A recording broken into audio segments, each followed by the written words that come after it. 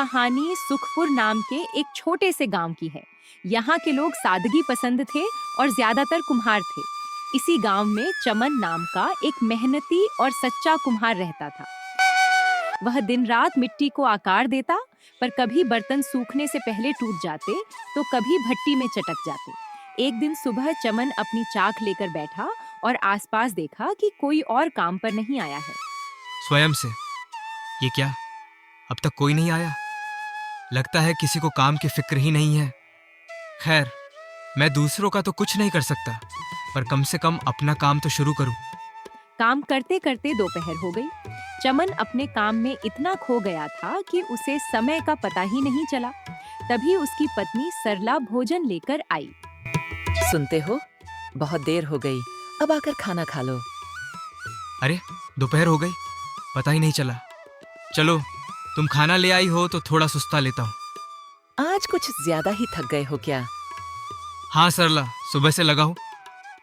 आसपास की दुकानों पर कोई आया नहीं तो मुझे लगा अभी बहुत जल्दी है। पर ये लोग भी सही हैं, जब मन किया आए, जब मन किया गए। और एक मैं हूँ जो इतनी मेहनत करता हूँ, फिर भी किस्मत हमेशा दगा दे जाती है। आप इतना दुखी क्यों होते हैं? आप मेहनत करते हैं, यही बड़ी बात है। आज किस्मत साथ नहीं दे रही, पर क्या पता कल देने लगे।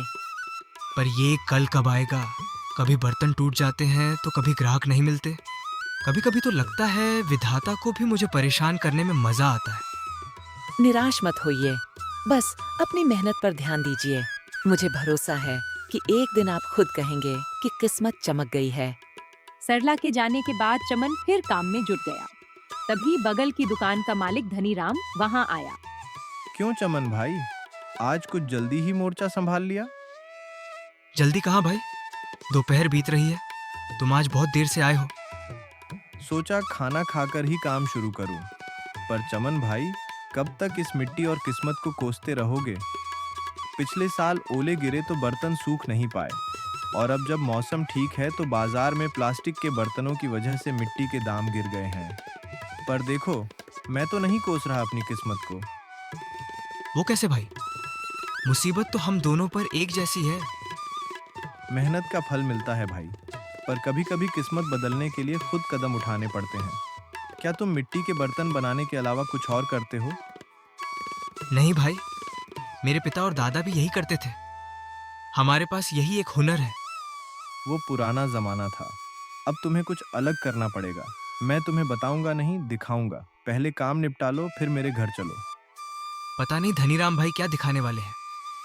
चमन ने उत्सुकता में धनीराम की मदद की ताकि काम जल्दी खत्म हो और वह जान सके कि धनीराम के पास ऐसा क्या राज है। काम खत्म कर दोनों धनीराम के घर पहुंचे। घर के दरवाजे पर धनीराम ने चमन को रोक लिया। देखो चमन भाई, मैं तुम्हें अपना राज बताने लाया हूँ, पर वादा करो कि ये बात किसी और को नहीं बताओगे। धनीराम उसे अंदर ले गया। घर के अंदर का ठाठ बाट देखकर चमन की आंखें फटी रह गईं। बाप रे, इतना साजो सामान! तुम्हारा घर तो बाहर से मामूली लगता है, पर अंदर से किसी बड़े सेठ जैसा है। धनीराम मुस्कुराया। ये तो कुछ भी नहीं है, असली चीज तो इस कमरे में है। वह एक बोरी लेकर आया और उसे खोला। ये क्या भाई? ये तो सफेद पाउडर जैसा कुछ है और कुछ कंकड़ है। ये चीन से मंगाया हुआ खास केमिकल और प्लास्टिक का चूरा है। मैं क्या करता हूँ, अपनी मिट्टी में इसे मिला देता हूँ। इससे बर्तन बहुत मजबूत बनते हैं और चमकदार दिखते हैं। लोग इसे खास मिट्टी समझकर महंगे दाम पर खरीदते हैं। मुनाफा ही मुनाफा। पर भाई, ये तो गलत है। अगर इस केमिकल वाले बर्तन में कोई खाना खाएगा या पानी पिएगा तो वो बीमार पड़ सकता है। ये तो जहर जैसा है। तो हमें क्या, हमें अपना मुनाफा देखना है। जब हमारे बर्तन टूटते हैं और हम भूखे मरते हैं, तब कोई पूछने आता है क्या? तुम भी ये रास्ता अपनाओ और अमीर बन जाओ। नहीं भाई, ये काम मुझसे नहीं होगा। मैं अपने फायदे के लिए किसी की जान से खिलवाड़ नहीं कर सकता।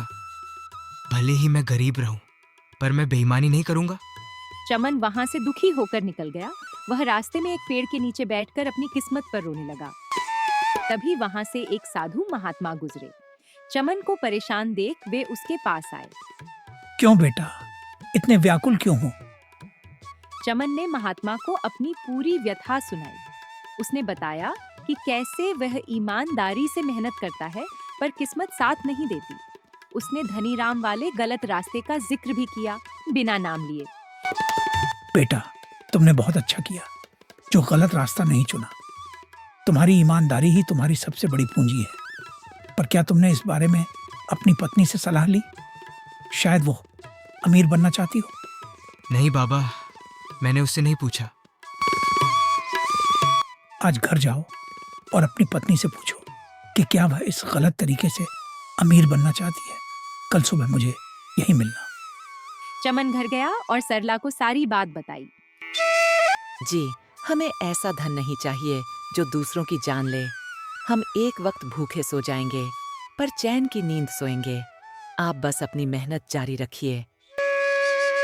चमन का हौसला बढ़ गया। अगली सुबह वह महात्मा से मिलने पहुंचा।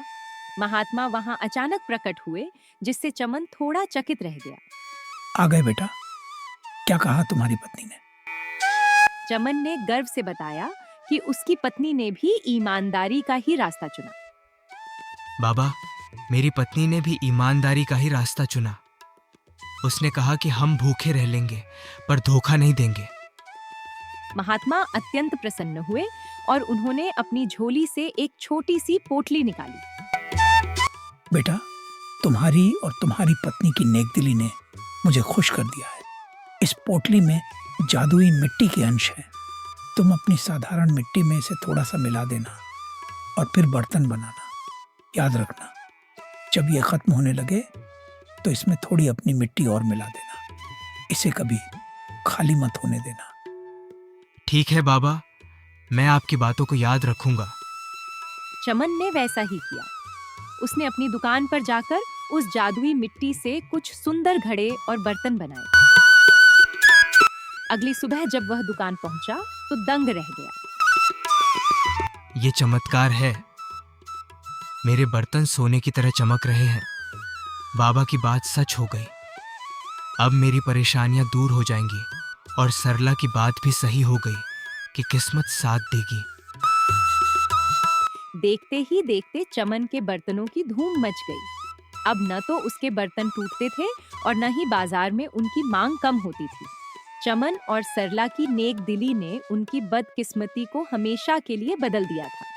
अब चमन को अपनी किस्मत को कोसने की जरूरत नहीं थी, क्योंकि उसकी मेहनत और सच्चाई ने उसे वह सब कुछ दिया था जिसका उसने सपना देखा था। सीख: ईमानदारी का रास्ता कठिन हो सकता है, लेकिन उसका अंत हमेशा सुखद और गरिमामय होता है।